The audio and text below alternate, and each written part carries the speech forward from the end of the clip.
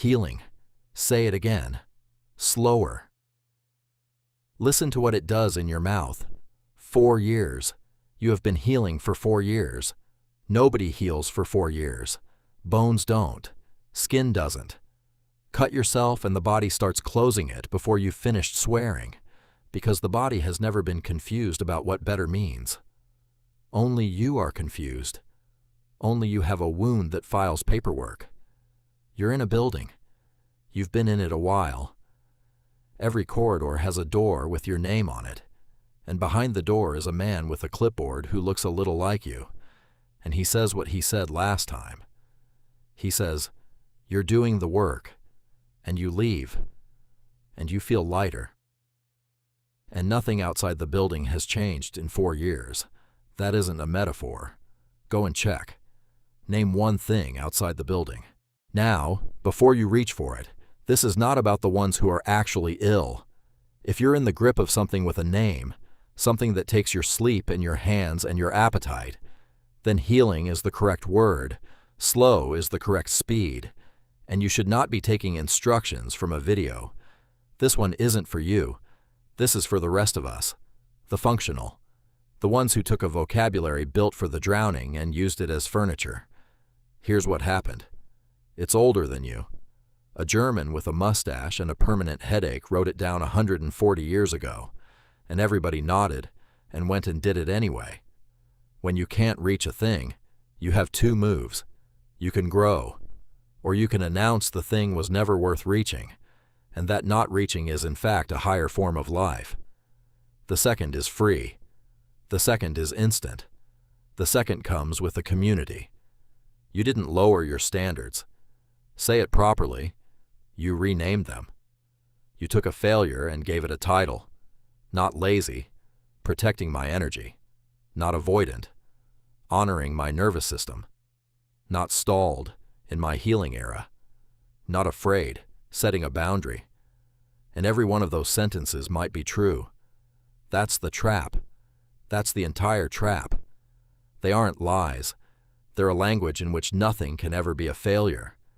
And a language in which nothing can be a failure is a language in which nothing can be a victory either. You've been living in that language. That's why nothing has tasted like anything for 3 years. Healing and lowering are not the same thing. They're barely related. Healing moves the deadline. Lowering moves the target. Healing says, I will do the thing. It will take me longer than it takes them.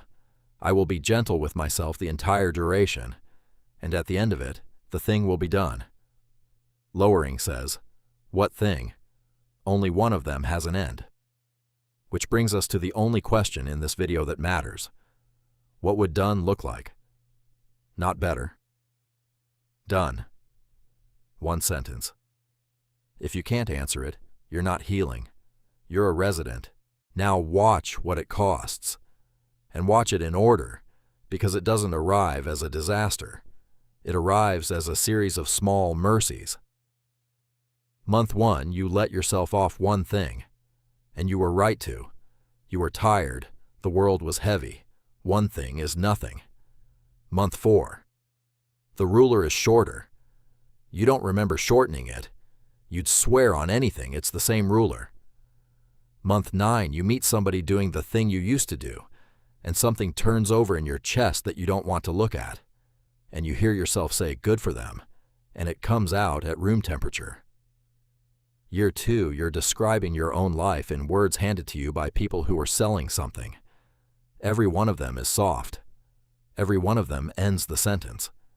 Year 4, you're in the corridor, and the man with the clipboard has your face now. He always did. He says you're doing the work, and you have never once asked him what work.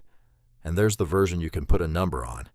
You had a number once, an actual 1, written down somewhere, or said to somebody at 2 in the morning, back when you were young enough to say things like that out loud. You don't have the number anymore. You have a direction, you have a journey, you have a process. A number can be missed. That's what a number is for. That's the entire function of a number. It's the only thing in the world that can tell you no. You got rid of the only thing that could tell you no. Then you spent 4 years wondering why nothing feels like yes, Every single time, you told yourself you were being kind to yourself. You weren't. You were negotiating with the only person on earth who would ever accept the offer. That's the part you don't want to look at. This was never self-compassion. Self-compassion is what you give the person who is still trying. What you gave yourself was a settlement, and the bill still comes. It doesn't come as a crisis. That's the cruel part. A crisis would be a mercy. A crisis is a thing you could point at. It comes at some ordinary hour in a kitchen with a cup in your hand when you notice you can't remember what you were going to be. Not that you failed at it, that you can't remember it, that the file was closed and archived and nobody notified you. Peace is what you call it when the wanting stops. And sometimes it is. And sometimes the wanting stopped because you starved it, deliberately, over 4 years, in a room with soft lighting, using a vocabulary handed to you by people who loved you. And here's the thing nobody around you will say, because everybody around you has been trained to be supportive. Your progress is worthless, because your standard doesn't exist. When you say you're doing better, it lands as nothing. Weather, noise, better than what? Measured how? Against a line that steps back every time you approach it. And you can't feel proud. You've noticed this. You assumed it was a symptom. You brought it to the man with the clipboard. It isn't a symptom. Pride is the sensation of clearing a bar. You removed the bar. You dismantled the machine that makes the feeling, then went looking for the feeling. Now, the correction people make here is worse than the problem, so let's kill it early. You've met him, the grinder, 4 a.m., cold water, no excuses, and if you're tired, that's a character defect. He raised the bar so high that failing it daily became a personality, which means he never has to ask whether it was the right bar. He isn't measuring either. He's just failing louder. He's the same disease. He can never be finished either. He can't feel proud either. Ask him what done looks like and listen to the exact same silence. One of you dissolved the target. One made it infinite. Neither will ever get to put anything down. The thing you're actually looking for is narrow and harder than either of them. It's holding a number you might miss and being gentle with yourself the whole time you're missing it. Both, at once. Neither one eating the other. Everybody picks one. The soft drop the number to keep the gentleness. The hard drop the gentleness to keep the number. Almost nobody carries both up the hill, and almost nobody tells you it can be done. And it's a skill, not a personality. That's the good news you didn't ask for. Start absurdly small. Write down one number today, any number, small enough to be embarrassing, specific enough to be missed. Put a real date on it, then miss it. Miss it and don't reword it. Don't reframe it.